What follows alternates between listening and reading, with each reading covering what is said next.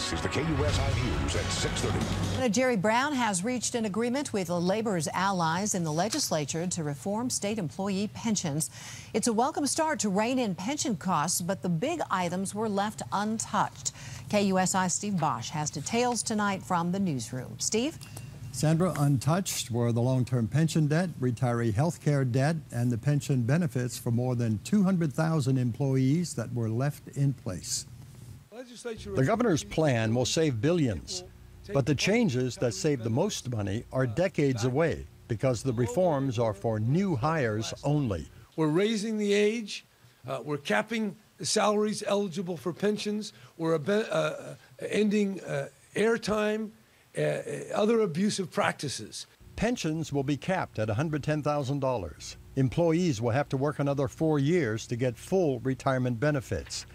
New hires will have to contribute half of their normal pension costs, and pension spiking will end. Current workers have taken budget hits, but their pensions are safe.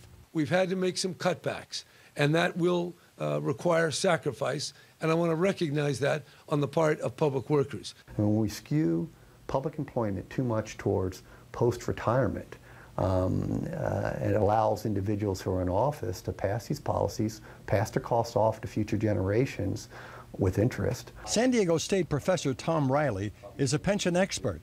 He says pensions are bankrupting city and state budgets across the country. So when we start asking private citizens and taxpayers to preserve that, at the same time we're cutting vital services, it's rubbing many people in the wrong way. Wisconsin Governor Scott Walker beat back a recall effort on the pension issue. At the Republican convention, Governor Chris Christie recalled butting heads with public employees in New Jersey. Reforming pensions is a national trend. They said it was impossible to touch the third rail of politics, to take on the public sector unions, and to reform a pension and health benefit system. We did it.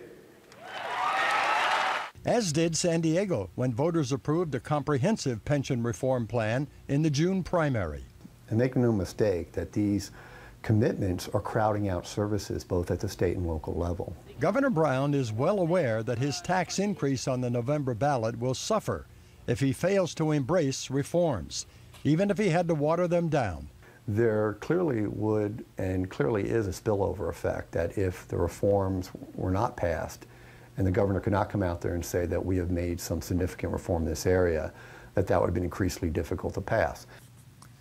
Now, some other big items the governor abandoned was a 401k hybrid plan for new employees and retiree health care costs, which have been skyrocketing. Sandra? So, Steve, what are the pension deficits that taxpayers are facing right now? Well, the state's two main pension funds are at least $150 billion in the hole. Then there's another $60 billion for health benefits and $10 billion that's owed to public schools. So we're in the hundreds of billions of debt.